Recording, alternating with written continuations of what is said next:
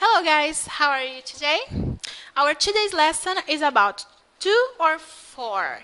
Então é uma pergunta aí que os alunos sempre têm dúvida. Teacher, to or for? Na verdade, essas coisas em inglês, elas não têm muito regra, assim, a gente tem que entender o contexto. E a melhor forma mesmo da gente aprender é vendo os contextos, como é que eu uso cada coisa. Então, estudando com letras, com songs, prestando atenção como as pessoas falam nos filmes. Mas tem, assim, uma forma geral da gente entender, sempre lembrando que a gente pode ter exceções, alright? Então, let's see. To. O to, normalmente, ele dá uma ideia de movimento, de destino. Então, alguma action que vai para algum lugar, que eu tenho essa ideia de movimento, de passar alguma coisa para alguém, ou de ir para algum lugar, alright? Então, let's see the examples here. I'm going to Los Angeles. Então, eu vou de um lugar, né, a outro. Então, eu tenho um destino. I'm going to Los Angeles. I want to travel to home next year. Então, a mesma coisa. Eu quero viajar, eu vou de um lugar para o outro. Então, eu vou usar o to. I have to send, eu tenho que enviar, this document to my lawyer by 5 p.m.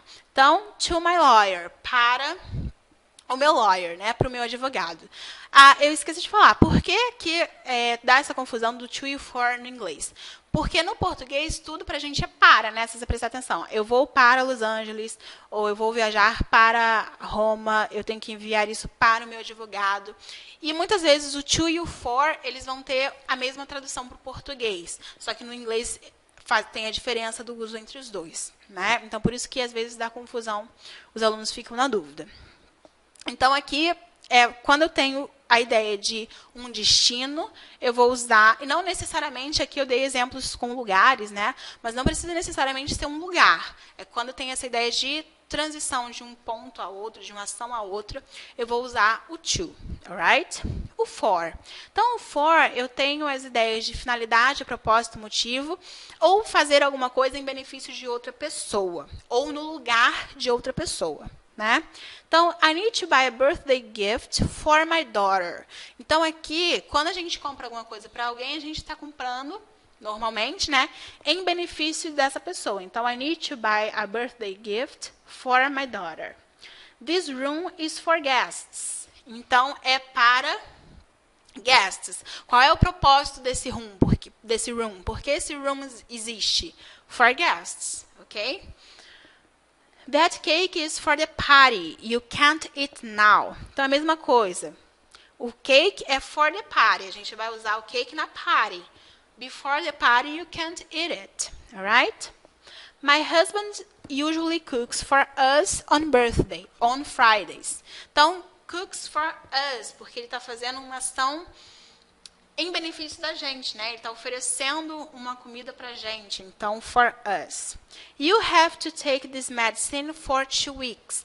Também posso usar o for quando eu falo de duração. Então, um período de duração, né? Então, você tem que tomar o remédio por 2 semanas, você tem que fazer exercício por 1 ano, você tem que fazer fisioterapia por 1 ano. Então, for 2 weeks, for an year. Alright? Let's read these sentences together. I'm going to Los Angeles. I want to travel to Rome next year. I have to send this document to my lawyer by 5 p.m. I need to buy a birthday gift for my daughter. This room is for guests. That cake is for the party. You can't eat it now. My husband usually cooks for us on Fridays. You have to take this medicine for 2 weeks. Então, aqui eu coloquei alguns exemplos, né, de verbs e como a gente vai usar eles. Então, to buy e to sell. Então, se você pensa no contexto de to buy alguma coisa para alguém ou vender alguma coisa para alguém. Então, as duas formas eu estou usando para. Mas no English, eu vou usar o for e o to, né? Diferentes. Então, to buy for. Sempre que você comprar alguma coisa para alguém, você vai buy for someone, ok? I buy flowers. Para quem que você compra flowers? for my girlfriend when she is upset. Quando ela está chateada, né? Do you remember upset? Chateada. They buy chocolate for their children every day after lunch. Então, para quem que eles buy chocolate? Em benefício de quem? Their children. Então, for their children. Alright? To sell to. Então, sempre que você for vender alguma coisa, you sell to someone. I want to sell my house to you. They don't want to sell their car to my brother because he doesn't have money to buy it now. Alright? Então, remember. Então, lembrem do contexto que fica mais fácil. Buy, for, sell, to. Alright? To read and to write to. Então, quando você escreve alguma coisa para alguém, ou você lê alguma coisa para alguém, você sempre vai fazer to, ok? Então, to read. Eu estou lendo e alguém está escutando. Então, to read. To read to, ok? To write. Eu estou escrevendo um e-mail, a letter, a newspaper, a journal, whatever, para alguém ler, para essa outra pessoa ler. Então, write to também. Alright, let's see these sentences. I read to my children. I read the newspaper to my grandfather every morning. The students have to read the text to the teacher. I need to write a letter to my mother. She doesn't know how to check emails. She writes to her mother every day. They are writing the contract to their lawyers. Então, she doesn't know how to check. Ela não sabe checar os e-mails dela, né? E contract é similar to português, contrato, né? Então, eles estão escrevendo the contract to their lawyers, alright? Let's read together. I read to my children.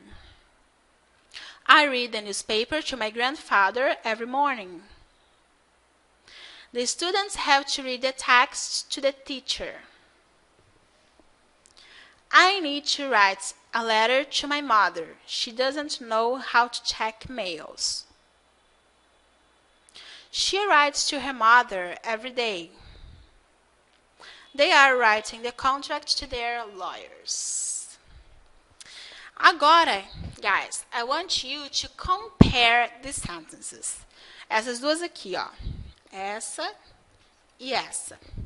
Can you write an email to me? Can you write an email for me? Teacher, você acabou de falar que quando eu escrevo um e-mail para alguém, é to. Então, a segunda frase está errada? No. Both are correct. Então, às vezes, eu posso escrever gramaticalmente usando to e for, que vai estar certo. Mas o entendimento que a pessoa que está ouvindo a frase vai ter é totalmente diferente. Então, vamos ver se vocês conseguem descobrir a diferença. Can you write an email to me? I want to learn more about the new project. Então, I want to learn more. Né? To learn é aprender. Mas, nesse sentido aqui, é de se informar. Então, eu quero ter mais informações, eu quero me informar melhor about the new project. Ok? Então, aqui, quem é que vai receber esse e-mail? Eu, né? I. Can you write this email to me? Então, ele vai escrever o e-mail e eu vou receber o e-mail. Agora, vamos ver a segunda. Can you write an email for me? Please write all the information about the new project. The client is very interested in it. Então, it means that I don't have time to write the email. Can you do it for me? Então, se eu estiver pedindo um favor, então, normalmente, eu vou pedir para você fazer alguma coisa for me, em meu benefício. Então, esse for aqui, ele quer dizer no meu lugar. Então, quem é que tem que escrever esse e-mail? I. But I don't have time now. Então, eu vou pedir para um colega meu escrever o e-mail no meu lugar. Por isso que aqui é for. Entendeu? Então, vocês veem que o significado das frases mudou totalmente. Né? Então, eu tenho que aprender o contexto e ter mais ou menos esse entendimento do to e do for para eu poder me expressar bem na língua, né? So, let's read these sentences. Can you write an email to me? I want to learn more about the new project. Can you write an email for me? Please write all the information about the new project. The client is very interested in it. So it means I don't have time. Can you do it for me? Alright? Ok. So, that's it. Alright? Então, tentem estudar a diferença do to e do for, fazer frases, ok? E entender os contextos de quando você usa o to e de quando você usa o for. E pratiquem, porque é só mesmo praticando. E leiam textos na internet, usem as frases que eu dei aqui de exemplo. Prestem atenção quando vocês estiverem vendo um filme, uma série, como é que eles usam isso. Que aí, pouco a pouco, isso vai internalizando na fala de vocês, alright? Guys, I hope you have enjoyed this class and that I have helped you, alright? A little bit, at least. And I see you next class, alright? Bye-bye.